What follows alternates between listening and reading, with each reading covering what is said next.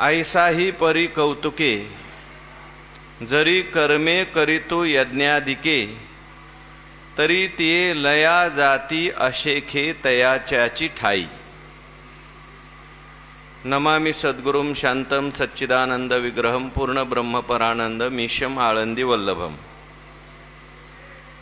भगवंताच्या कृपेने सर्व साधू संतांच्या आशीर्वादाने पुण्यसलीला इंद्रायणी मातेच्या पावन तीरावर संजीवन समाधिस्थ ज्ञानोबरायांच्या या अलंकापूर नगरीमध्ये ज्ञानेश्वर महाराजांच्या चरणाजवळ बसून ज्ञानेश्वरीचं चिंतन आपण करत आहोत।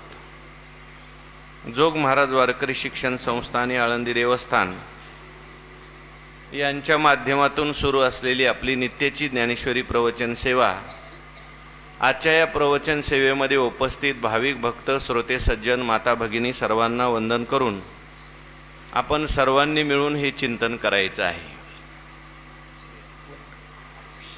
चौथ्या अध्यायातील 116 क्रमांकाच्या ओवीचा विचार आपला सुरू झालेला आहे। भगवान श्रीकृष्ण परमात्मा चौथ्या अध्यायामध्ये अर्जुनांचं निमित्त करून आपल्या सर्वांना ज्ञान कर्म संन्यास योग सांगतात। ज्ञान कर्म संन्यास योग म्हणजेच कर्माच्या संन्यासाने प्राप्त झालेली स्थिती भगवान परमात्मा सांगतात। कर्माचा संन्यास याचा अर्थ कर्माचा कायमचा त्याग नाही, सम्यक न्यास असा संन्यास शब्दाचा अर्थ आहे। न्यास शब्दाचा अर्थ आहे त्याग आणि सम्यक न्यास म्हणजे संन्यास। भगवंताला जो संन्यास अपेक्षित आहे तो कर्माचा संन्यास अपेक्षित नाही, तर कर्मफलाचा संन्यास अपेक्षित आहे। कर्माचा त्याग आपण केला आणि अज्ञान जर शिल्लक असेल, कर्तृत्व भोक्तृत्व शिल्लक असेल तर आपण अजून कर्म करतच आहोत। आणि कर्मफलाचा आणि कर्तृत्व अभिमानाचा त्याग झाला तर त्या ठिकाणी तो त्याग कर्म करून सुद्धा त्यागच आहे। पण तुकाराम महाराज म्हणतात त्याग तरी ऐसा करा अहंकारा दवडावी। तुम्हाला त्यागच करायचा आहे का, मग तुम्ही अहंकाराचा त्याग करा। आणि अहंकाराचा त्याग नसेल तर केलेला त्याग सुद्धा खरा त्याग राहत नाही, तो भोगच राहतो। मी बाह्य वस्तूचा त्याग केला, मी जेवणाचा त्याग केला, पण मी जेवणाचा त्याग केला अशी भावना माझ्या मनात जर सारखी असेल तर मी खरा त्याग केला नाही, मी त्या त्यागाचा भोग घेतोय। मी बोलण्याचा त्याग केला असं म्हणून एखादा मनुष्य मौन राहत असेल पण मनामध्ये मी त्याग केलाय मी त्याग केलाय अशी भावना असेल तर तो त्यागी आहे का भोगी आहे? तो भोगी आहे। तुकाराम महाराज म्हणतात भोगे घडे त्याग त्यागे अंगा येती भोग ऐसे उपराटे वर्म धर्मा अंगीचा अधर्म। बऱ्याच वेळेला एखादा मनुष्य भोगात असतो पण भोगात असून सुद्धा त्याला मी भोगतोय अशी भावना नसते, कर्तृत्वाची भावना नाही, भोक्तृत्वाची भावना नाही, त्यामुळे तो भोगात असून सुद्धा त्यागी आहे। आणि एखादा मनुष्य त्यागात असतो पण मी हे त्याग केला मी ते त्याग केला अशी अहंकाराची भावना असते, म्हणून त्या त्यागाचा तो भोग घेत असतो। भोगी माणसाकडे जास्त लोक जात नाहीत, काय हा भोगीच आहे म्हणतात। आणि एखादा त्यागी असेल तर सगळे लोक त्याच्याकडे जातात आणि मग त्या त्यागाचा त्याला भोग होतो। जाणं योग्यच आहे परंतु त्या त्यागाचा भोग नाही झाला पाहिजे। त्याग तरी ऐसा करा अहंकारा दवडावे ऐसा ज्ञान प्रधान हा ऐसा संन्यास जो विरेशा। म्हणून भगवान परमात्मा सांगतात अर्जुनाला बाबा तुला संन्यास घ्यायचा आहे पण ज्ञान प्रधान संन्यास घ्यायचा आहे। कर्तृत्व आणि भोक्तृत्व याचा त्याग करायचा आहे आणि आलेलं वाट्याला कर्म तुला करायचं आहे। म्हणून असा जो मनुष्य आहे तो कर्म करत असताना त्याची सगळी कर्म असतात ती विलीन पावतात असं भगवंतांनी सांगितलं। तैसाही परी कौतुके जरी कर्मे करीतू यज्ञादिके तरी ते लया जाती अशेखे तयाच्याची ठाई। ऐसाही परी कौतुके, म्हणजे असा जरी असला तरी सुद्धा कौतुकाने, जरी कर्मे करी यज्ञाधिके, जर कौतुकाने तो यज्ञाधिक कर्म करत असेल तरी ते लया जाती अशेखे, ती सगळी कर्म फलासहित किंवा सगळी कर्म लया जाती तयाच्या चिठाई, त्याच्याच ठिकाणी ती सगळी कर्म लीन होऊन जातात, असा सरळ सरळ ओळीचा अर्थ आहे. आता बघा, ऐसाही परी कौतुके, ऐसाही, ऐसाही म्हणजे कैसाही, मागच्या ओळीत सांगितलेला तैसाही, मागच्या ओळी तुम्ही सांगायची, मला नका बघायला लावू. देह संघे तरी असे चैतन्यासारखा दिसे, परब्रह्माचे नि कसे चोखाळू भला. तो देह संघामध्ये जरी असला तरी देह संघात देहाचा संघ त्याला नाही. तो संसारात आहे पण संसारात तो नाही. नाव पाण्यात आहे पण तू नावेत पाणी नाही. करुणी नातळो संसारा, अंग भिन्न राखला पसारा, कळवळा तो खरा जीवनी खरा, बीजाचा थारा दुर्याघात. एवढंच पुरेसं आहे.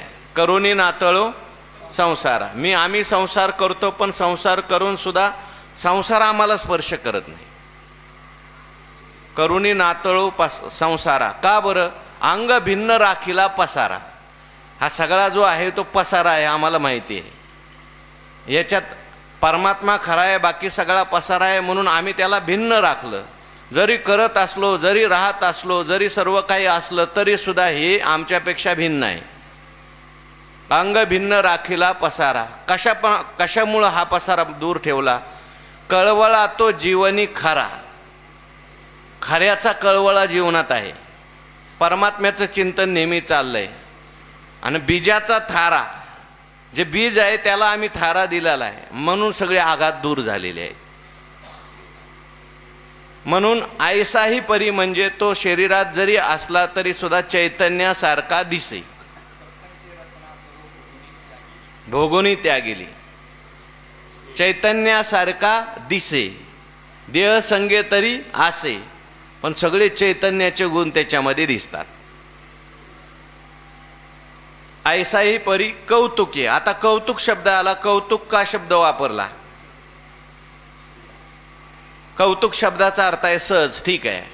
आणखीन कौतुक शब्द का वापरला? कौतुक म्हणजे आश्चर्य सुद्धा होतं. आज एक आम्ही कौतुक पाहिलं, म्हणजे काय पाहिलं? आश्चर्य पाहिलं. म्हणजे वास्तविक पाहता तो कर्म करतो हे एक आश्चर्यच आहे. कर्म करत असताना तो सहज कर्म करतो. दोन्ही अर्थाने आपल्याला चिंतन करता येतं.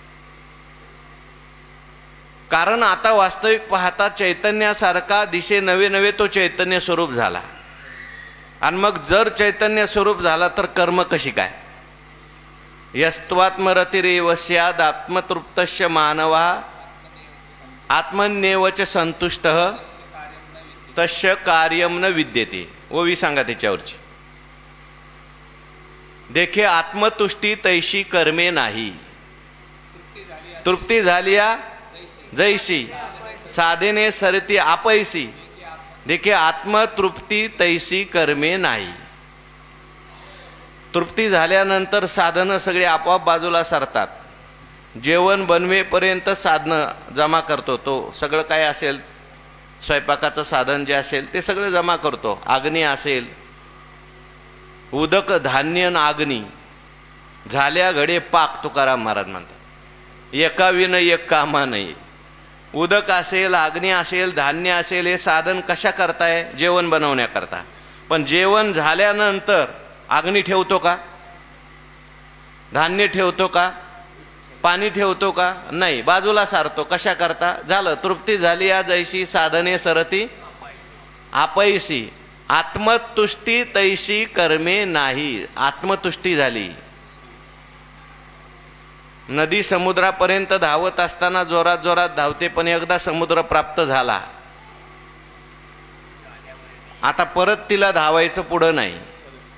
तसं प्राप्तव्य प्राप्त झालं, गंतव्य प्राप्त झालं, परमात्म्याची प्राप्ती झाली. त्याच्यामुळे शास्त्र त्याला कर्म सांगत नाही. आपण उदाहरण पाहून आलो, फळली केळी उन्मळे तैशी आत्मलाभे प्रबळे, जयाची क्रिया ढाळे ढाळे गळती आहे. पण तरी सुद्धा कर्म करतो म्हणून कौतुक. कौतुक शब्दासाठी मी बोलतोय. हा कर्म करतो कौतुकाने करतो. कौतुकाने करतो म्हणजे आम्हा हे कौतुक जगा द्यावी नीत. तुकाराम महाराज म्हणतात आम्ही हे सगळं करतोय कौतुकाने. का करतोय? जगाला नीत द्यायची. यद्यद आचरती श्रेष्ठ तत्देवे तरो जनाहा. हे सगळे बाकीचे लोक आमच्या मागे येणार आहेत म्हणून आम्ही जर कर्म केली नाही तर बाकीचे कर्म केले नाही तर ते अधपाताला जातील. म्हणून आम्ही कर्म करतो.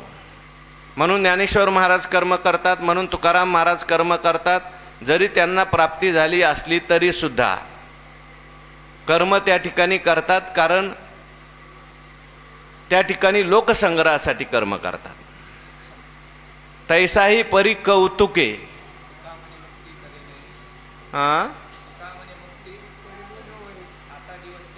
खेळीमेळीने कर्म करायचं म्हणजे कौतुकाने कर्म करायचं, सहज कर्म करायचं. त्यांचं कर्म जे आहे आता कर्मबंधाला कारणीभूत नाही. कोणती कोणती कर्म करतात बघा. जरी कर्मे करी यज्ञादिके. यज्ञाधिक हा शब्द वापरला. कर्म करत असताना तो निषिद्ध कर्म करत नाही. कर्म करत असताना लोकबाह्य कर्म करत नाही. लोकांना वळण लावायचं आहे त्यामुळे लोकांच्या उद्धाराचं जे कर्म आहे ते तो करतो. मग लोकांच्या उद्धाराचं काय कर्म साधन आहे तर यज्ञाधिक आहे. यज्ञ दान तपश्चैव पावनानी मनीषिनाम. यज्ञ दान तप हे अंतकरण शुद्धीची कर्म सांगितली. म्हणून भगवान परमात्म्याने 18व्या अध्यायामध्ये सांगितलंय यज्ञ दान तप ह्याचा त्याग करायचा नाही. म्हणून हा जरी ज्ञाता झालेला असला, ब्रह्मज्ञानी झालेला असला तरी सुद्धा जी काही वर्णाश्रमाला आलेली जी काही कर्म असेल तो करू शकतो. हां,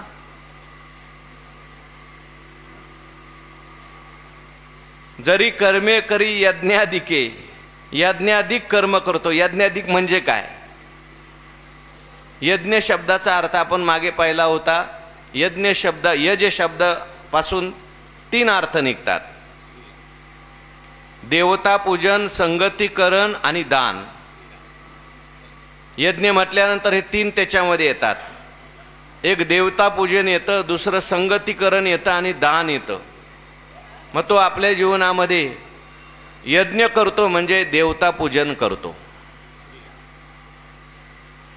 कारण देवता पूजन तो एवढ्या करता करतो बाकीच्या लोकांना सुद्धा देवपूजा कशी करायची याचं वळण लागलं पाहिजे. अवघ्या दशा येण्याची साधती मुख्य उपासना सगुण भक्ती. प्रगटे हृदयीची मूर्ती भावशुद्धी जाणूनिया. बीज आणि फळ हरीचे नाम. तो ते करतो. त्याच्यानंतर त्याच्या जीवनामध्ये संगतीकरण असतं म्हणजे सत्संग तो करतो. मच्चित्ता मद्गत प्राणा बोधयंत परस्परम कथयंतश्च माम नित्यम तुष्यंती च रमंती च. संगतीकरण. चित्ती मियाची धाले जीवो मरो विसरले जैशी कमळ कळिका झाले पणे हृदयीच्या मकरंदाते राखो नेने दे राया रंका पारणे आमोदाचे. म्हणून संगतीकरण आहे. आणि दुसरं दान नावाचं कर्म आहे ते सुद्धा तो करतो. तैशी परी कौतुके जरी कर्मे करी यज्ञाधिके. यज्ञाधिक कर्म तो करतो. पण कशी कर्म करतो? ही कर्म त्याला बंधन करतात का? ज्ञानोबराय म्हणतात नाही. तरी ते लया जाती आशेखे तयाच्याची ठाई. ती सगळी कर्म जी आहेत ना ती लयाला जातात. आशेखे म्हणजे त्यांच्या फलासहित लयाला जातात. आशेके शब्दाने सगळी कर्म घ्या. शारीरिक कर्म घ्या, वाचिक कर्म घ्या, मानसिक कर्म घ्या. ही सगळी कर्म लयाला जातात, विराम पावतात, नष्ट होतात. कुठं नष्ट होतात? त्याच्याच ठिकाणी नष्ट होतात. अज्ञानी माणसाची कर्म नष्ट होतात का? नाही नष्ट होत. किती जरी जन्म झाले तरी सुद्धा जर कर्म शिल्लक राहिलं असेल तर ते कर्म त्याला फळ द्यायला नंतर येतं. आपण मागे पाहिलंय, उलट व्याज घेऊन येतं, संपत नाही. परंतु हा जो मनुष्य आहे, हा जो ज्ञानी महात्मा आहे, याने कर्म केलेलं असल्यानंतर कर्तृत्व अभिमान नाही, फलाची आसक्ती नाही, परमात्मा स्वरूपातला त्या ठिकाणी राहून कर्म केलेलं असल्यामुळे त्याचं कर्म त्याच्याच ठिकाणी लीन होतं. त्याच्याच ठिकाणी लीन होतं म्हणजे त्याची कर्म सगळी आत्मस्वरूप होतात, ब्रह्मस्वरूप होतात. व्यापकामध्ये राहून त्याने कर्म केलंय. एक ग्लासभर पाणी घेतलं तर ते जर आकाशामध्ये टाकलं, शिल्लक राहतं का? ग्लासभर पाणी घेतलं आणि आकाशात फेकून दिलं, पाणी आपल्याला ग्लासमध्ये नाही पाहायला सुद्धा मिळत नाही, कुठं गेलं काय माहिती. आणि ते ग्लासभर पाणी घेतलं आणि वाटीत टाकलं, काय होतं?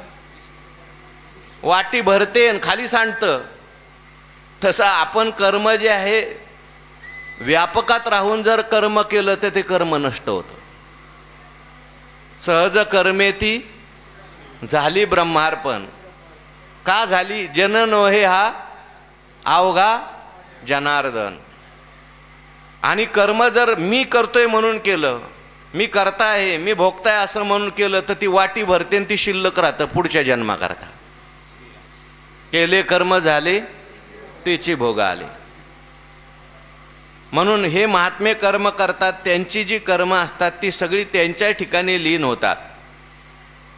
भगवान श्रीकृष्ण परमात्म्याने या बोधात राहून कर्म केली, सगळी कर्म केली. जन्माला आल्यापासून भगवान परमात्म्याचं जर आपण चरित्र पाहिलं तर सगळी नित्य नैमित्तिक कर्म देवाच्या जीवनात दिसून येतात. यज्ञाधिक कर्म सगळी दिसून येतात. पण सगळी जरी कर्म केलेली असली तरी भगवान परमात्म्याला ती कर्म फल द्यायला येत नाहीत. सगळी कर्म लीन झाली, भगवंताच्या ठिकाणी लीन झाली, आत्मस्वरूपाच्या ठिकाणी लीन झाली, परमात्मा स्वरूपाच्या ठिकाणी लीन झाली. कशाप्रमाणे? त्यासाठी उदाहरण दिले.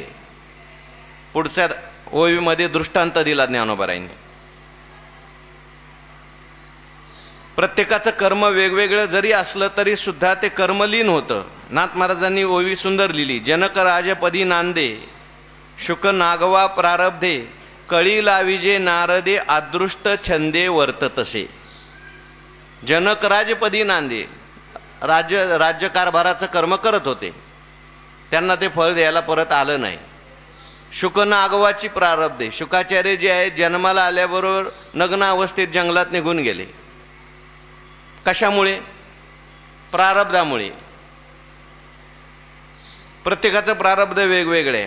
आणि कळी लावी जे नारदे, नारद महर्षी कोणतं काम करत होते? ते कळी लावायचं काम करत होते, भांडणं लावाय.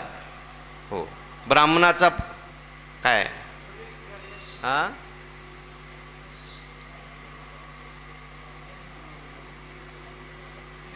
कुचाळी करूनी पोरे भांडवी, हा संभ्याशी धाडिले. हा पण पहिलं आठवणार ना मला, नारद महर्षीचं वर्णन केलंय. पण हे सगळं जरी असलं तरी नारद महर्षी त्याच्यात गुंतले नाहीत. ते कर्म नारद महर्षीला फल द्यायला आलं नाही.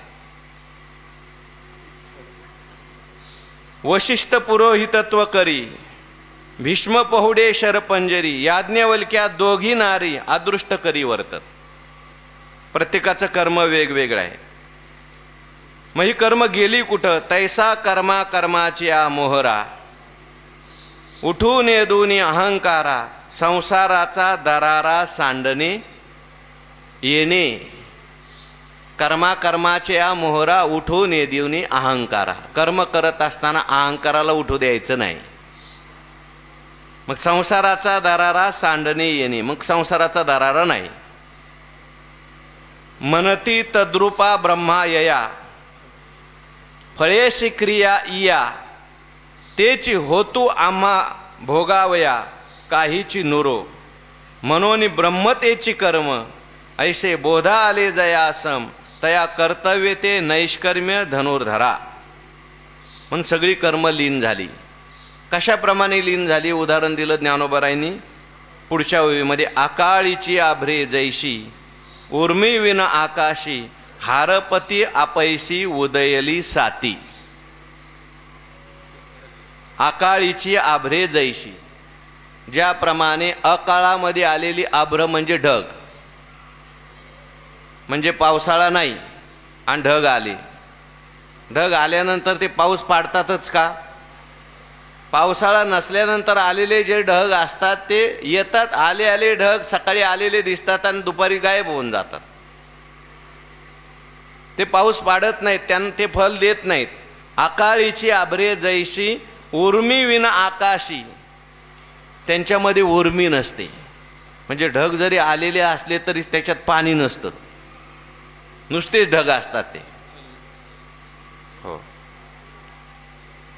अर्जुना अति निष्फळ जैसा का अभ्रपटळ आकाळीचे, किंवा जैसे अवकाळी आभाळ आळूमाळू सपातळ विपाय आले केवळ वसे ना वर्षे. ज्ञानोबा म्हणतात जैसे अवकाळी आभाळ, अवकाळात आभाळ आलं. लोक म्हणतात आभाळ आलं, आभाळ आलं. उन्हाळ्यात कसं काय आलं, हिवाळ्यात कसं काय आलं? आळूमाळू सपातळ, थोडं असतं आणि पातळ असतं पण आलेलं असतं. विपाय आले केवळ वसे ना वर्षे, ते राहतही नाही आणि वर्षावही करत नाही. का राहत नाही, वर्षाव करत नाही? कारण त्याच्यामध्ये उर्मी नसते. ज्ञानोबांनी हा दृष्टांत कशा करता दिला? जसं ते आलेलं आभाळ आहे, वर्षावही करत नाही, राहतही नाही, तसं याची जी कर्म असतात त्याच्यात उर्मी नसल्यामुळे ती कर्म त्याला फल देऊ शकत नाहीत. आलेले आकाशात आलेलं जे आभाळ आहे, ढग आहे, ते आकाशातच जिरून जातात. तसं याची सगळी कर्म जे आहे ते व्यापक असलेल्या परब्रह्मामध्ये, परमात्मा स्वरूपामध्ये लीन होऊन जातात.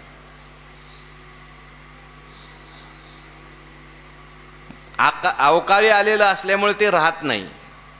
एक सुभाषित आहे, काही गोष्टी ज्या आहेत त्या कायम राहत नाहीत. वर्णन केले त्यांनी, आजायुद्धम ऋषी श्राद्धम प्रभाते मेघडंबरम दाम्पत्यो कलहश्चैव परिणामे न किंचन. आजायुद्धम म्हणजे दोन येडके असतात ना, त्यांचं युद्ध चाललं. किती वेळ राहतं?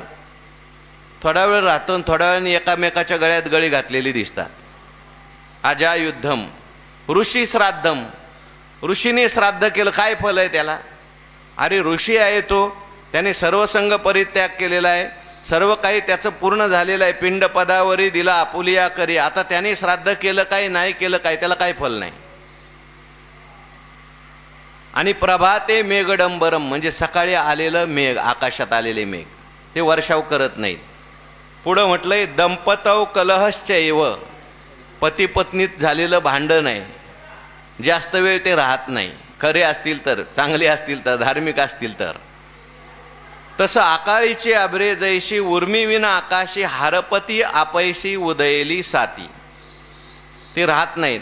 तैशी ज्ञानोबाराय सांगतात, तैसी विधी विधाने विहिते जरी आचर्य तो समजते तरी ते ऐक्य भावे ऐक्याते पावतीची गा. तैशी शब्द वापरलाय. तैशी म्हणजे ह्या दृष्टांताप्रमाणे.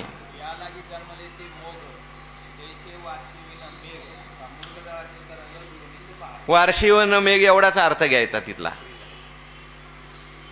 तैशी विधी विधाने विहिते, त्याप्रमाणे तो कर्म करतो. पण कोणती कर्म करतो एक सांगितलंय बघा. कोणती कर्म तो करतो?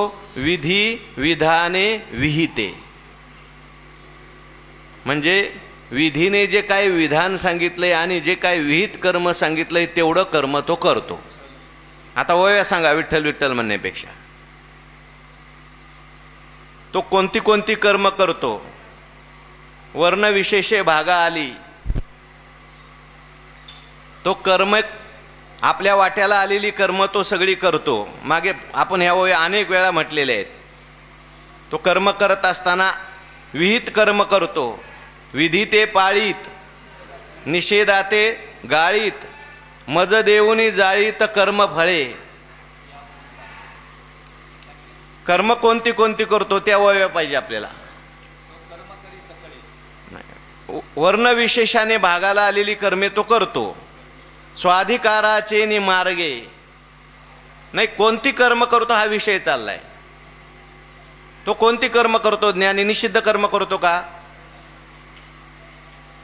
लोकबाह्य कर्म करतो का? नाही. स्वाधिकाराचे नि मार्गे अशी अचूक होई पाहिजे.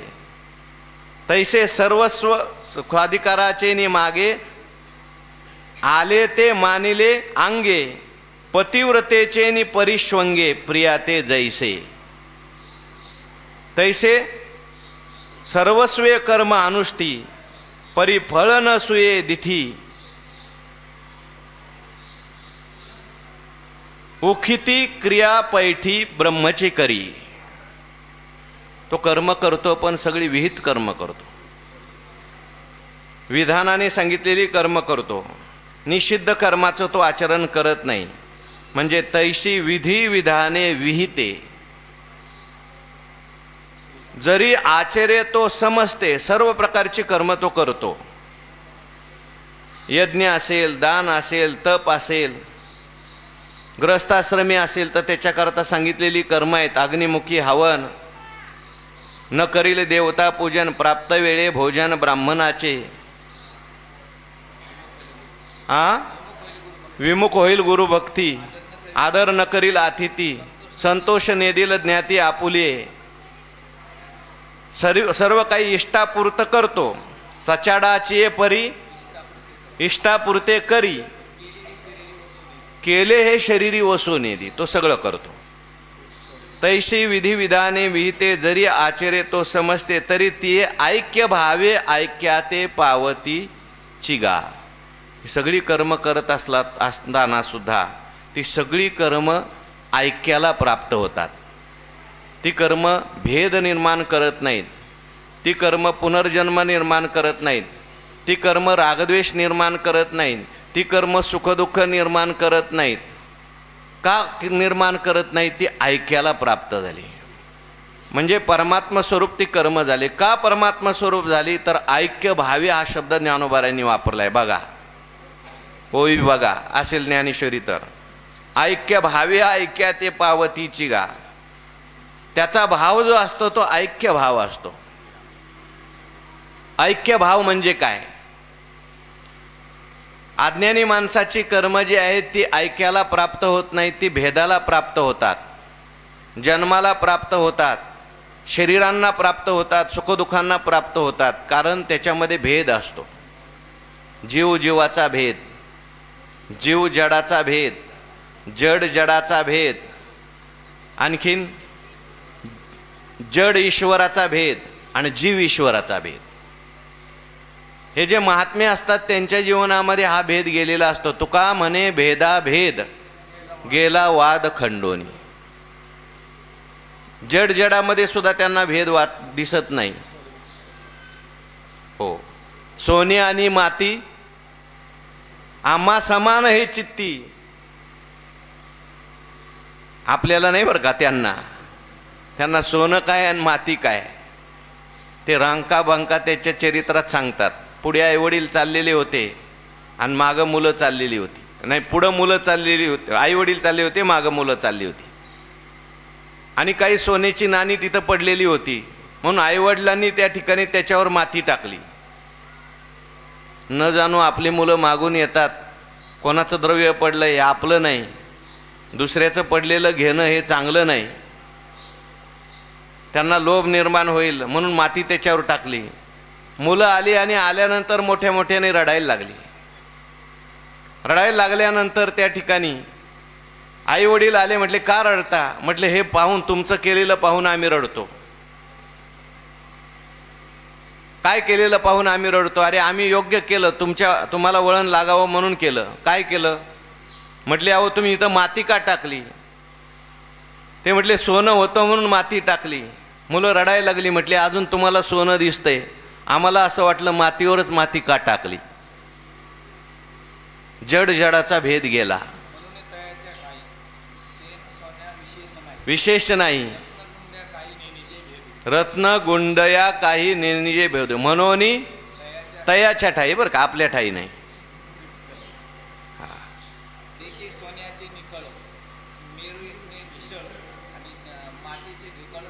सरिसेची वाणी.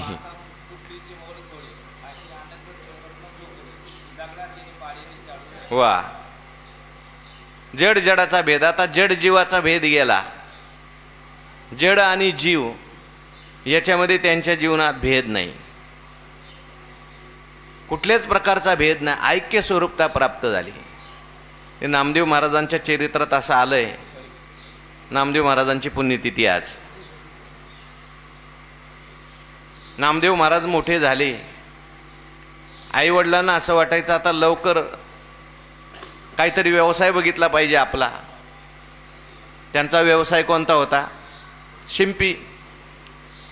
कपडे शिवायचे, बाजारात न्यायचे, विकायचे. नामदेव महाराजांना सांगितलं, नामा आता मोठा झाला, आता तुमचं लग्न करायचं आहे, पण काय त्याच्या अगोदर काय व्यवहार केला पाहिजे, व्यापार केला पाहिजे. नामदेव महाराज म्हटले, सांगा कोणता व्यापार करायचा. आमचा व्यापार तसा चालूच आहे, धंदा तसा चालूच आहे. कोणता धंदा चालू होता? दिनरजनी हाची धंदा गोविंदाचे पवाडे. भगवान परमात्म्याचं चिंतन करायचे. नामदेव महाराजांना सांगितलं, नाही नाही, आज मी आज काही व्यापार करायला जाणार नाही, गाडी घ्या, हे कपडे घ्या आणि तुम्हीच जा बाजारात विकायला. नामदेव महाराज म्हटले, काय हरकत नाही. भगवंताचं नामस्मरण करत, चिंतन करत कपडे घेतले, गाडी घेतली, गाडीत बसले आणि गाडी जुंपली, बैल वगैरे घेऊन गेले बाजारात. पण बाजारात जात असताना रस्त्यात जात असताना माळरान लागलं. त्या माळरानावर भर उन्हामध्ये पडलेले काय असे दगडधोंडे दिसले. दगडधोंडे पाहिल्यानंतर नामदेव महाराजांनी गाडी उतरवली, थांबवली आणि खाली आल्यानंतर त्या दगडांच्या बरोबर बोलायला लागले. काय दगडोबा, काय धोंडोबा, बरेच दिवस झाले आपली भेट नाही. मी आता बाजाराला चाललोय, पण मी तुमच्याकडे बघितल्यानंतर असं दिसतंय हे सगळे तुम्हाला कोणी कपडे घालत नाही, ऊन लागतंय, पाऊस लागतो.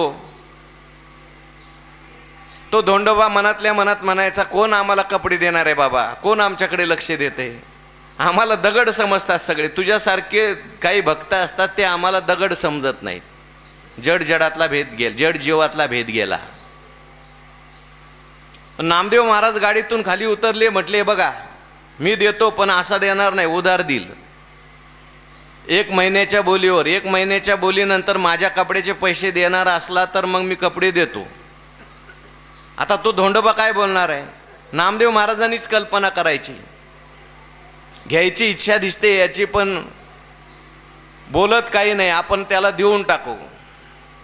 उतरले खाली, एक एक कपडा काढायचा आणि धोंडोबाच्या अंगावर एक कपडा आणि दगडोबाच्या अंगावर एक कपडा, दोघांच्या घातले. पण आता मुलं राहिली ना बारकी बारकी, सगळ्यांच्या अंगावर नामदेव महाराजांनी कपडे घातले आणि तिथूनच गाडी परत फिरवली. पण जात असताना नामदेव महाराजांनी विचार केला, घरी जर आई वडिलांनी विचारलं पैसे आणले का, कपडे कोणी त्या ठिकाणी कोणाला दिले, कोणाचं नाव सांगणार, कोणीतरी जामीनदार पाहिजे. म्हटले, धोंडोबा तुमच्यापैकी एकाने माझ्याबरोबर जामीनदार म्हणून चला. आता तो काय बोलणार आहे? नामदेव महाराजांनीच एक दगड उचलला ना, गाडीत ठेवला ना, आले घरी घेऊन. दुपारी लगेच आपला मुलगा व्यापार करून परत आला. वडिलांना खूप आनंद झाला. नाव काय वडिलांचं? दामू शेट्टी. गोनाबाईला आनंद झाला, आपला मुलगा चांगला व्यापार करायला लागला. बाप तरी संध्याकाळी 8 वाजता येत होता, पण हा दुपारीच आला परत. नामा व्यापार झाला का? एकदम चांगला झाला. अहो बाजारात जायचं कामच पडलं नाही, रस्त्यातच माल घेतला लोकांनी. म्हटले रस्त्यात माल घेतला, कोणी माल घेतला, काय माल घेतला? म्हटले नाव काय? म्हटले दगडोबानी काय घेतला, धोंडोबानी काय घेतला. अरे पण पैसे कुठे? नाही उधार घेतला म्हणे. कधी पैसे मिळणार आहेत? म्हटले 1 महिन्याने. अरे पण काय लिखापडी झाली का? म्हटले नाही नाही, जामीनदारच आणलाय म्हणे. कोण जामीनदार आहे? पाहिलं, दामू शेट्टीने पाहिलं. कोण जामीनदार आहे? गाडीत कोण बसलंय? पाहिलं तर एवढा मोठा दगड दिसला. मग मात्र दामोशेट्टींना वाईट वाटलं. त्या ठिकाणी एवढा आपला मुलगा मोठा झाला, हरिभक्त म्हणतो, आणि असं कसं झालं. पण नामदेव महाराज म्हटले, बाबा तुम्ही काही काळजी नको करू नका, हा जामीनदारच आपलं सगळं कर्ज देणार, पैसे देणार, याला मी ठेवणार आहे. म्हणून आत उचलला दगड आणि एका खोलीमध्ये ठेवला. देवाला काळजी पडली, असं जर भक्ताचं झालं तर भक्ताबरोबर कोण व्यवहार करेल, भक्ताला जेवण खाणं तरी मिळेल का. तिकडे असं झालं होतं, ज्याच्या शेतात ते कपडे होते तो मालक आला आणि ते कपडे गेला घेऊन. देवाला काळजी असल्यामुळे हा जो दगड आणलेला होता नामदेव महाराजांनी, तो दगड सोन्याचा झाला. लख्ख असा प्रकाश पडला, सोन्याचा दगड झाला. हे बातमी हळूहळू सगळ्यांना कळाली. आणि मग कळाल्यानंतर ज्याने कपडे नेलेली होती, ज्याच्या वावरातला शेतातला तो दगड होता, त्याला बातमी कळाली. तो म्हटला, आपल्या शेतातला दगड नामदेव महाराजांनी नेलाय आणि तो सोन्याचा झालाय. तो म्हणायला लागला, हे कपडे तुमचे घ्या, हे पैसे घ्या परत त्याच्यावर, पण आमचा जामीनदार देऊन टाका म्हणे परत. हो, नामदेव महाराज म्हणले, कपडे नको, कपडे तुम्ही घ्या, आमचे पैसे फक्त द्या आणि जामीनदार तुमचा घेऊन जा. त्या माणसाने पैसे दिले, जामीनदार घेतला, गाडीत बसला. जामीनदार पहिला होता तसा झाला. कशा करता दृष्टांत सांगितला, जड जीवाचा भेद गेला. मुंगी आणि राव हा जीव जीवाचा भेद आहे. जड जीवाचा भेद गेला.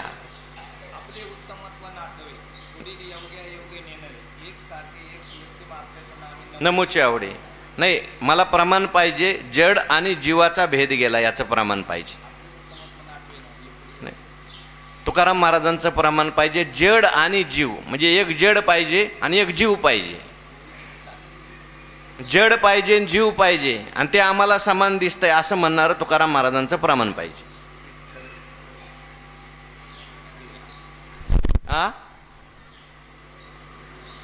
एक जड पाहिजे आणि जीव पाहिजे. असे अनेक प्रमाण आहेत तुकाराम. वेळेवर आठवलं पाहिजे फक्त. अहो, प्रल्हादजींना खांबामध्ये सुद्धा काय दिसला? परमात्मा दिसला. खांबामध्ये सुद्धा जीव दिसला. हा जड जीवाचा भेद गेला. आणखीन जीव जीवाचा भेद आहे. आपल्यात जीव जीवाचा भेद असतो. हा श्रेष्ठ, हा कनिष्ठ, हा चांगला, हा वाईट, हा राजा, हा रंक. मग राजा असेल तर पुढं पुढं करा, रंक असेल तर त्याची उपेक्षा करा.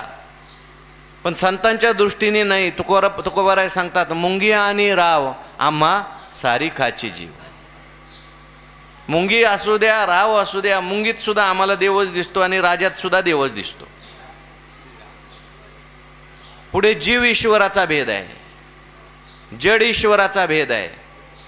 ऐक्य स्थिती प्राप्त झाल्यामुळे तरी ते ऐक्य भावे ऐक्याती पावतीची गा. ऐक्य भाव झाला. तो का म्हणे, भेदाभेद गेला वाद खंडून. ऐसा ज्याचा अनुभव विश्वदेव सत्यत्वे. अखंड ऐक्याशी पावलो आम्ही.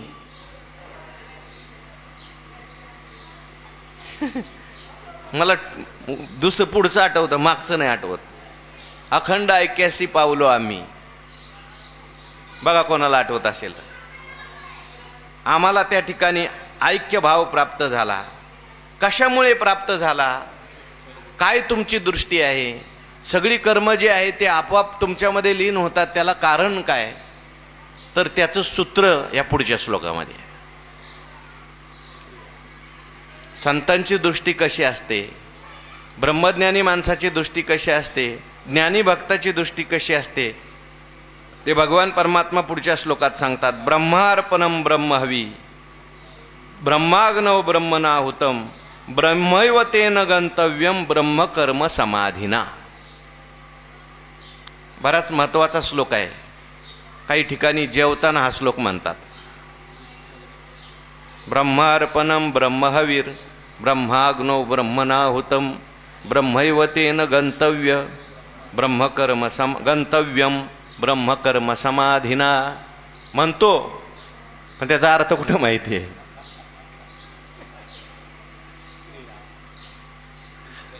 अर्थ जाणून जर त्या ठिकाणी कर्म केलं तर आपलं सगळं कर्म ब्रह्मरूप झाल्याशिवाय राहणार नाही. इतका मोठा अर्थ, इतका चांगला श्लोक हा आहे. कर्म तर होतात, परंतु ती कर्म जी आहेत ती लीन झाली पाहिजेत. कर्म, त्या कर्माने पुढे रागद्वेष निर्माण नाही केला पाहिजे, सुखदुःख निर्माण नाही केलं पाहिजे, किंवा पुनर्जन्म निर्माण नाही केला पाहिजे.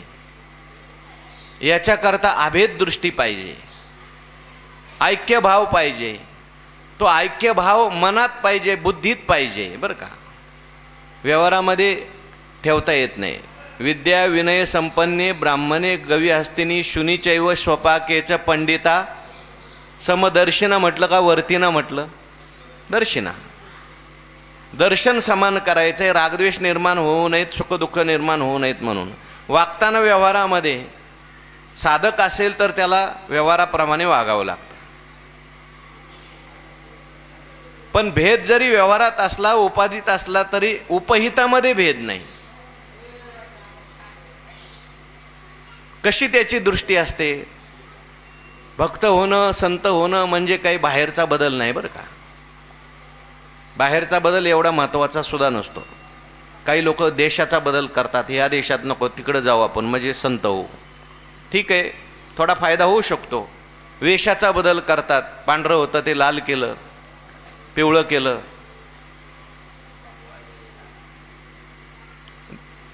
आणखीन काही बदल करतात. बाहेरचा बदल एवढा महत्त्वाचा नाही, दृष्टीचा बदल. कशी संतांची दृष्टी असते नामदेव महाराजांनी अभंगात सांगितली. इहलोकी तोची सर्वाभूती सम, शरीराचा भ्रम नेने कदा. साधू थोर जाना, साधू थोर जाना, साधू थोर जाना कलियुगी. नामा म्हणे गाय दूध एक सार, साधू निरंतर वर्ते तैसा. त्यांची दृष्टी कशी असते ही दृष्टी या श्लोकात सांगितली.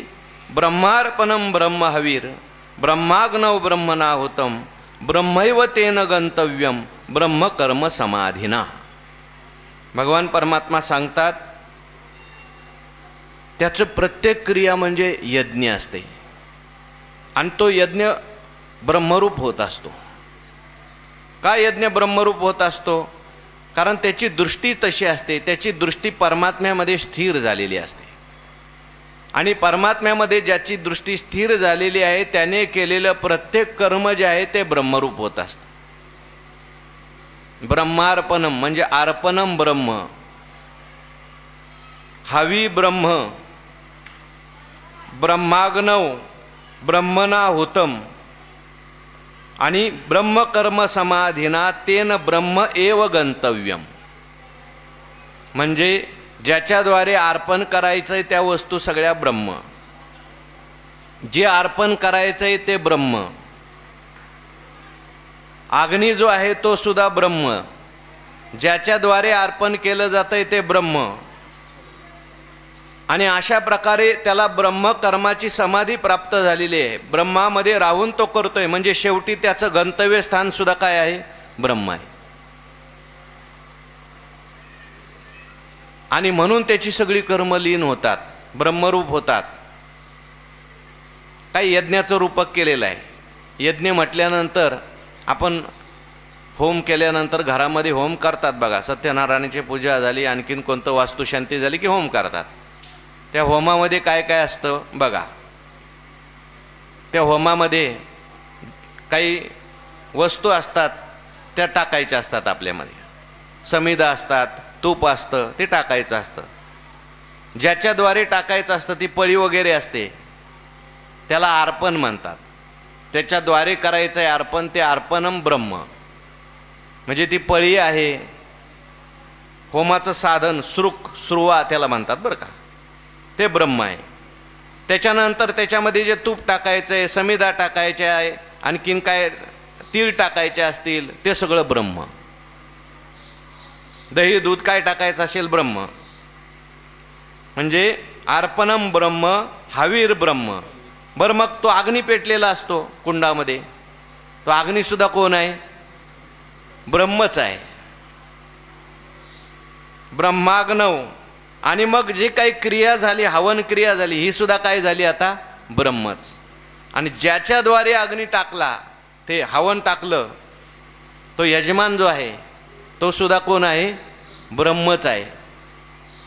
आणि त्याला प्राप्त करून घ्यायचंय काय, ब्रह्म प्राप्त करून घ्यायचंय. ही ज्ञानी माणसाची दृष्टी सांगितली बरं का. म्हणजे कोणतंही कर्म करत असताना त्याची दृष्टी अशी असते, सगळं ब्रह्मरूप आहे. जे जे दृष्टी दिशे ते ते हरिरूप. तुकाराम महाराज एके ठिकाणी का अभंग आहे तुकाराम महाराजांचा, कासयाने पूजा करू केशी राजा, हाची संदेह माझा फेडी आता. देवा तुझी पूजा कशाने करायची, हाच मला मोठा प्रश्न पडलाय. का बाबा तुकाराम महाराज, तुम्हाला काय मिळत नाही का, पाणी मिळत नाही का, फूल मिळत नाही का, फळ मिळत नाही का, काय मिळत नाही. तुकाराम महाराज म्हणतात, उदकी नाहू तरी स्वरूप ते तुझे. पाण्याने तुला त्या ठिकाणी आंघोळ घालायची, तर पाणी कोण आहे, तुझं स्वरूप आहे. पाणी भगवंताचं स्वरूप आहे. उदकी नाहू तरी स्वरूप ते तुझे, हा ते माझे काय वेचे. माझं काय त्याच्यात सांग बरं, मी तशी कशी पूजा करणार आहे. फूल म्हणावं, फळ म्हणावं, हे सगळं देवाचं स्वरूप आहे. वावे तुमासी अवघा भरोनी उरलासी, वाणी खानी रशी रूपी गंधी. ते पुढचं महत्वाचं नाही, सर्व तुम्हीच आहात. वाणी खानी रशी रूपी गंधी, सगळं जर देवा तुम्हीच आहे, तर आम्ही पूजा कशी करायची. तुझ्या नामाची सकळ,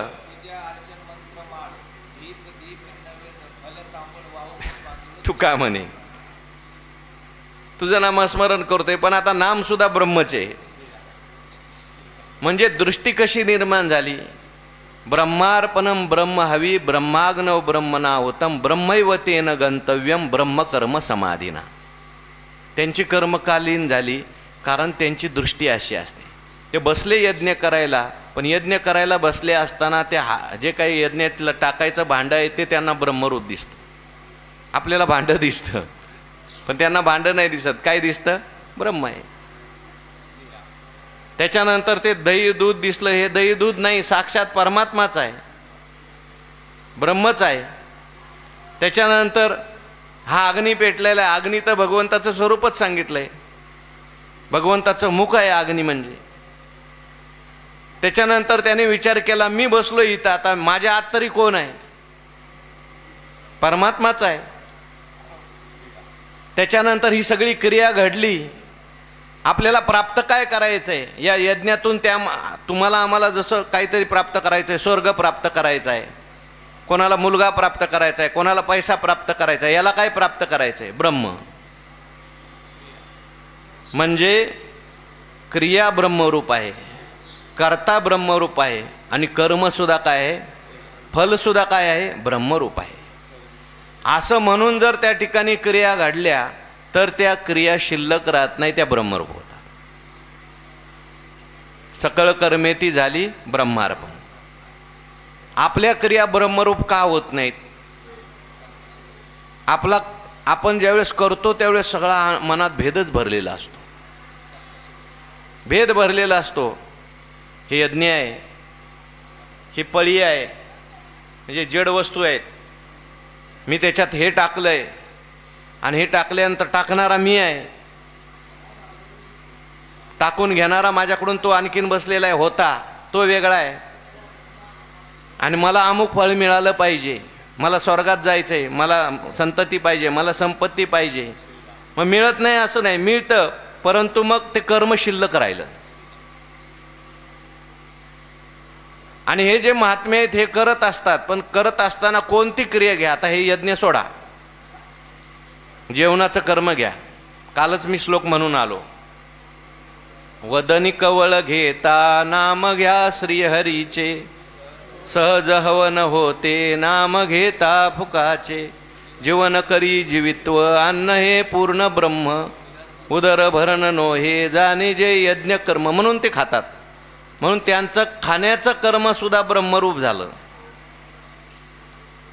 कोणती क्रिया असू द्या, चालण्याची क्रिया असू द्या, बोलण्याची क्रिया असू द्या, खाण्याची क्रिया असू द्या, कर्ता कर्म क्रिया फल हे सगळं ब्रह्मरूप आहे अशा दृष्टीने ते करतात. आणि अशी दृष्टी असल्यामुळे त्यांची कर्म त्या ठिकाणी ब्रह्मरूप होतात. जो हा विश्वात्मक भावो तया विवरिता झाला वावो, मग लागला जव पाहो तव ज्ञान तोची तो ब्रह्मरूप झालाय. तैशी अबोधाची कुशी कर्म करता कार्य ऐशी त्रिपुटी असे ते जैशी गाभिनी मारिली. झाली होय आपली. तेने आत्मबोधे तैसे अविद्येशी कर्म नाशे पार्था त्यजिजे जे ऐसे ते त्यजिले होय. सगळी कर्म त्याची नष्ट का होतात त्याच्याकरता ही सगळी कारणं सांगितली. सगळी कर्म त्यांची काय होतात, ब्रह्मरूप होतात. त्यांची दृष्टी अशी असते. ज्ञानोबारायांनी सुंदर चिंतन केलंय. जे हे हवन मी होता, बघा ओवी 119. जे हे हवन मी होता का ये यज्ञ हा भोगता ऐशी बुद्धीशी नाही भिन्नता मनोनिया. का म्हणून त्यांची कर्म गेली, का म्हणून त्यांची कर्म लीन झाली. जे हे हवन मी होता, हे हवन कर्म आहे आणि मी हवन करणार आहे. का ये यज्ञ हा भोगता, आणि हा यज्ञ आहे आणि मी त्या यज्ञाचा कोण आहे, भोगता आहे. मी म्हणण्यापेक्षा आणखीन देव हा यज्ञाचा भोगता आहे. यज्ञ करत असताना, हवन करत असताना इंद्राय स्वाहा इदम न मम, हे माझ्या करता नाही, मी इंद्रा करता देतो, इंद्र भोगताय म्हणतो. वरुणाय स्वाहा, सगळ्यांना त्या ठिकाणी आहुती देत असताना आपल्या अंतःकरणात भेद असतो आणि भेद असल्यामुळे फळ मिळतं, फळ शिल्लक राहतं. पण हे ज्ञानी महात्मे जे आहेत ते कर्म करत असताना कसे कर्म करतात. जे हे हवन मी होता, हे हवन मी होता. का ये यज्ञ हा भोगता, किंवा या यज्ञामध्ये भोगता इंद्र आहे, वरुण आहे. ऐशी बुद्धीशी नाही भिन्नता मनोनिया, त्यांच्या बुद्धीत अशी भिन्नता नाही. म्हणजे हवन होता, भोगता, हे सगळं कोण झालेलं आहे, आता परमात्मा स्वरूप झालेलं आहे. हा भेद शिल्लक राहिला नाही. 9व्या अध्यायामध्ये वर्णन केले भगवंतांनी. स्वाहा मी स्वधा सोमादी औषधी विविधा आज्य मी समिधा मंत्र मी हवी होता मी हवन कीजे जेत अग्नी तो स्वरूप माझे आणि हुतक वस्तू जे जे तेही मीच. परमात्मा स्वरूपच सगळं आहे. वास्तविक पाहता भेद नाही आहे, सगळं परमात्मा स्वरूप आहे. कारण भेद जो असतो तो उपाधीमध्ये असतो, आणि उपाधी जी आहे ती कल्पित आहे का सत्य आहे, कल्पित आहे सगळं. एखाद्या माणसाला दोरीवर साप दिसला, एखाद्या माणसाला दोरीवर फुलाची माळ दिसली, आणि एखाद्या माणसाला भूमीमध्ये पडलेली रेषा दिसली वाकडी तिकडे, दोरीच होती. पण 3 माणसांना 3 प्रकारचा भ्रम झाला. सगळ्यांना सारखा भ्रम होत नाही. जो मंदिरात चाललाय त्याला, मंदिरातून आला त्याला फुलाची माळ दिसते. जो भित्रा मनुष्य असतो त्याला काय दिसतं, साप दिसतो. आणि एखादा शेतकरी असेल, उन्हाळ्याचे दिवस असेल, तो म्हणतो बघा जमीन किती दोबंगली वाकडी तिकडी झाली, त्याच्यामध्ये एवढी भेग पडली. आणि खरी काय आहे तिथे, दोरी पडलेली आहे. भ्रम त्या ठिकाणी गेल्यानंतर तिघांचाही भ्रम वेगवेगळा असला तरी शेवटी त्याच्यामध्ये आहे काय, दोरी. दोरीचं ज्ञान झाल्यानंतर भ्रम आहे का.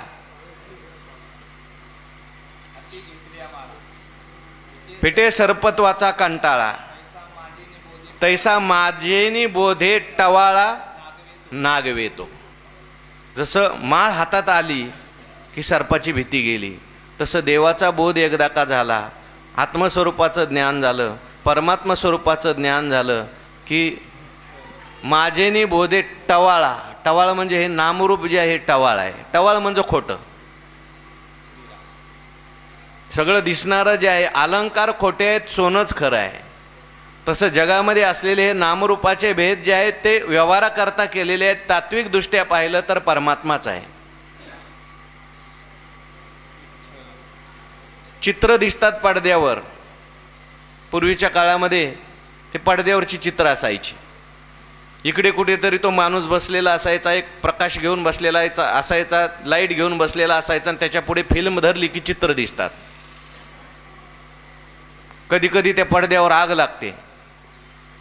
हनुमंतरायांनी लंका जाळली आणि एक मनुष्य उठला, म्हटलं जाऊ दे हनुमंतरायांनी जाळू द्या, पण आपण विजवली पाहिजे, नाही तर आपल्यापर्यंत येईल. त्या माणसाला शहाणा म्हणणार का वेडा म्हणणार? आग जरी लागलेली असली तरी ती, पाऊस जरी पडत असलेला तरी तो कसला आहे? पडद्यावरचा आहे. खरा आहे का तो? खरी आग आहे, पाऊस आहे का प्रकाश आहे? काय आहे ते? प्रकाश आहे. पण प्रकाश तो त्या ह्याच्यातून आला, काय त्याला म्हणतात, फिल्ममधून आला. खरा प्रकाशच आहे पण फिल्ममधून आला म्हणून चित्र दिसायला लागली. तसा आत्मरूपी प्रकाश आहे पण बुद्धिरूपी फिल्ममधून आला म्हणून हे जगतरूपी चित्र विचित्र दिसायला लागलं.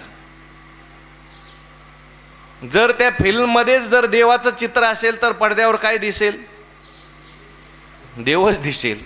संतांच्या फिल्मवर देव दिसतो, देव येतो. त्यामुळे त्यांना जगात अवघे चित्रैलोक्य आनंदाचे. आता आणि तुम्हाला आम्हाला भेद दिसतो, चांगला दिसतो, वाईट दिसतो, कारण आपल्या बुद्धिरूपी फिल्ममध्ये जे हे संसार चित्र उमटे, तो मनोरूपपट फाटे, जैसे सरोवर आटे मग प्रतिमा नाही. ज्ञानोबारायांनी चित्रपटाचा शोध लावलाय त्यावेळेस. जे हे संसार, हा काय चित्रपट बघता म्हणे, सगळ्यात मोठा चित्रपट हा संसाररूपी चित्रपटच आहे. आणि कुठल्या पटावर दिसतोय? मनोरूपी पटावर दिसतोय. पण लक्षात ठेवा, हा संसाररूपी चित्रपट जरी दिसत असला तरी प्रकाश सगळ्यांचा एकच आहे. आणि प्रकाश खरा आहे. चित्र येणारी जाणारी आहेत. चित्र म्हणजे आपण नाही, चित्रपट म्हणजे आपण नाही, आपण म्हणजे प्रकाश आहोत. आणि तो नित्य आहे, तो कधी येणारा जाणारा नाही. हे हवन मी होता का ये यज्ञी हा भोगता, ऐशी बुद्धीशी नाही भिन्नता म्हणून या. त्याच्या बुद्धीत आता भिन्नता नाही. बुद्धी शब्द वापरलाय बरं का. बुद्धी निश्चये आत्मज्ञान, ब्रह्मरूपी भावी आपण आपण, ब्रह्मनिष्ठा राखे पूर्ण तत्परायण. निश्चय करणारी जी बुद्धी असते, ऐसे व्यापक ज्ञान भले जयाच्या हृदया गिवसित आले, विशेषू काही. ज्ञान जे होत असतं ते बुद्धीला होत असतं. बुद्धी ही बोधरूप होत असते, निश्चय करणारी बुद्धी आहे. म्हणून बुद्धी शब्द वापरला. ऐशी बुद्धीशी नाही भिन्नता. अज्ञानी माणसाच्या बुद्धीमध्ये भिन्नता आहे, भेद आहे. आणि यांच्या बुद्धीमध्ये भिन्नता नाही. बुद्धीने निश्चय केलेला आहे, मी परमात्मा स्वरूप आहे, परमात्मा व्यापक आहे, असा निश्चय त्याच्या बुद्धीने केलेला आहे. आणि त्याच्यामुळे परिणाम काय झाला? जे यष्टा यज्ञ यजावे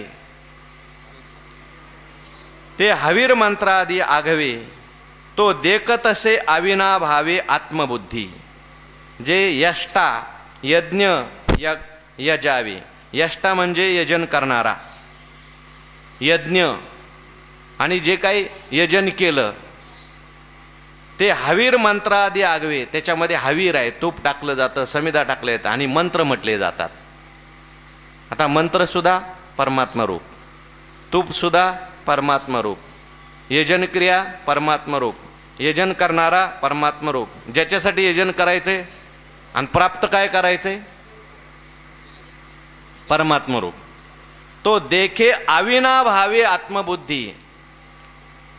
त्या ठिकाणी आत्मबुद्धीच्या द्वारे अविनाभाव देखतो. म्हणजे आत्माच सर्व ठिकाणी आहे, परमात्मा सर्व ठिकाणी आहे. एकमेवा द्वितीयम ब्रह्मच परमात्माच आहे, दुसरं काही नाहीच, असा त्याला बोध प्राप्त झाला, आत्मबुद्धी प्राप्त झाली बरं का. आत्मबुद्धी म्हणजे मी आत्मा आहे, आत्मा ब्रह्मरूप आहे. ओम नमोजी आद्या वेद प्रतिपाद्या जय जय स्वसंवेद्या आत्मरूपा. स्वसंवेद वेद्य असलेलं जे तत्व आहे, आत्मस्वरूप आहे, चैतन्य आहे, ज्ञान आहे, केवळ विशेष निर्विशेष ज्ञान आहे, ते माझं खरं स्वरूप आहे. आणि मनोनी ब्रह्मतेची कर्म ऐसे बोधा आले जया सम तया कर्तव्य ते नैष्कर्म्य धनुर्धरा. म्हणून काय झालं सांगतात, ब्रह्मतेची कर्म म्हणून म्हणजे आत्मबुद्धी झाली, ब्रह्मबुद्धी झाली म्हणून ब्रह्मतेची कर्म, त्याचं कर्मच आता ब्रह्मरूप झालं. कर्म वेगळं शिल्लक राहिलं नाही, कर्ता वेगळा शिल्लक राहिला नाही, भोगता वेगळा शिल्लक राहिलं नाही, सगळं काय आहे ब्रह्म आहे. तो करत असेल पण करत असताना तो अकर्तृत्व बोधाने करतो, अभोक्तृत्व बोधाने करतो, म्हणून ब्रह्मतेची कर्म ऐसे बोधा आले जया सम. आता त्याच्या जीवनात सम आहे का विषमता आहे? ब्रह्म सर्वगत सदा सम, येथे आणू नाही तेथे आणू नाही विषम. समम सर्वेषु भूतेषु तिष्ठन्तम परमेश्वरम. भगवान परमात्मा म्हणतात सर्वांच्या मध्ये समान रूपाने असलेलं जे चैतन्य आहे, परमात्मा तत्व आहे, त्याला जो पाहतो तो खरा पाहतो, अविनाशी असलेलं तत्व आहे. तया कर्तव्य ते नैष्कर्म्य धनुर्धरा. तो जरी कर्तव्य करत असला तरी ते नैष्कर्म्य आहे. ज्ञानोबारायांनी वर्णन केलंय, मनोने आपण या विश्व देखीजे आणि आपण विश्व होईजे ऐसे साम्याचे एक उपासीजे पांडवागा. बघा, हे तू ते बहुती प्रसंगी आम्ही मनो याची लागी, जे साम्यापरती जगी प्राप्ती नाही. जगात सगळ्यात मोठी प्राप्ती जर कोणती असेल तर समावस्था प्राप्त होणं. समावस्था म्हणजे परमात्मा स्वरूपावस्था प्राप्त होणं. सर्वांच्यामध्ये सम असलेला परमात्म्याचं दर्शन होणं ही सगळ्यात मोठी प्राप्ती आहे. ही जीवनामध्ये खरी प्राप्ती आहे. आणि अशी प्राप्ती त्यांना प्राप्त झालेली असल्यामुळे ते जरी कर्म करत असले तरी त्यांचं कर्म हे नैष्कर्म्य आहे. म्हणजे कर्म जे आहे, कर्म करून ते कर्म न केल्यासारखेच आहेत, ते फलदायी नाही त्यांचं कर्म. कर्तृत्व भोक्तृत्व रोहित त्यांचं कर्म असतं. म्हणून ते परमात्मा स्वरूपामध्ये राहून कर्म करतात. परेहुनी परते घर तेथे राहू निरंतर, आणि मग सर्व सांडोनी माझाई वाचे विठ्ठल रुक्माई. नामदेव महाराज म्हणतात, का अवघी सत्ता आली हाता नामयाचा खेचर दाता. आता सगळी सत्ता आमच्या हातात आली म्हणतात. सगळी सत्ता हातात आली पण भाकरी खायला नाही. तुकाराम महाराज म्हणतात ना, तसं पाहायला गेलं तर सगळं आमचंच आहे पण आम्हालाच राहायला घर नाही. तसं पाहायला गेलं तर आनंदाला आम्हाला काहीच कमी नाही पण भाकरी मिळत नाही. पण जाऊ द्या, हे लौकिक आहे. हे लौकिक काही नसलं तरी सर्व सत्ता म्हणजे परमात्मा तो आमच्या हृदयात आला. सर्वत्र परमात्मा आहे अशी आम्हाला प्रतीती आली. आणि भाकरी घेऊन काय बसला आणि जागा घेऊन काय बसला, आम्ही जिथं बसलो आहोत हे विश्वची माझे घर, ऐशी मती जयाचे स्थिर किंबहुना चराचर आपण झाला, अशी प्रतीती आम्हाला आली. ही प्रतीती महत्त्वाची आहे. या प्रतीतीशिवाय आनंद प्राप्त होत नाही. ती नामदेव महाराजांनी प्राप्त करून घेतली. आणि आजच्या दिवशी नामदेव महाराजांनी त्या ठिकाणी परमात्मा स्वरूपाचं चिंतन केलं. किती जणांनी समाधी घेतली? घरातल्या सगळ्याच लोकांनी. नामा म्हणे आम्ही पायरीचे चिरे संत पाय हिरे वर देती. पांडुरंगाच्या चरणाजवळ देवाला जागा मागितली. आणि नामदेव महाराजांनी आपला हा स्थूल देहसुद्धा, सूक्ष्म देह जो आहे तो परमात्मा स्वरूपात कधीच लीन केला होता. पांडुरंगाचं चिंतन करून मरणाही आधी राहिलो मरून अशी स्थिती होती. पण तरी हा स्थूल देह आहे तो सुद्धा भगवंताच्या चरणाजवळ काय केला? लीन केला. पुंडलिक वरदा हरी विठ्ठल